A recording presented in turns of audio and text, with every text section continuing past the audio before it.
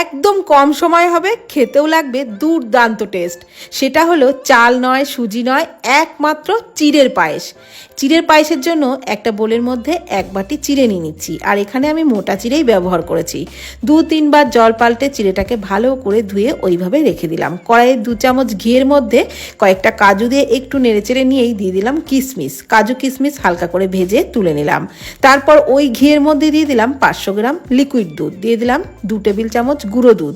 ভালো করে মিশিয়ে নিলাম। ফাটিয়ে নেওয়া এলাচ দিয়ে ফুটিয়ে নিচ্ছি। ততক্ষণে চিড়েও কিন্তু ভালোভাবে ভিজে গেছে আর ঝরঝরেও হয়ে গেছে। এই ঝরঝরে চিড়েটাকেই দুধের মধ্যে দিয়ে দিলাম। সামান্য 1 পিঞ্চ মতো লবণ দিয়ে ভালো করে ঢাকনা চাপা দিয়ে 4-5 মিনিট মতন ফুটিয়ে নিয়েছি। দিয়ে দিলাম যতটা চিড়ে নিয়েছিলাম তার হাফ চিনি, আর ওই ভাজা কাজু কিশমিশ দিয়ে আরও একটু নাড়াচাড়া করে ফুটিয়ে ঠান্ডা করে পরিবেশন করলাম। সত্যি এভাবে বানিয়ে দেখবেন, খেতে অপূর্ব লাগবে।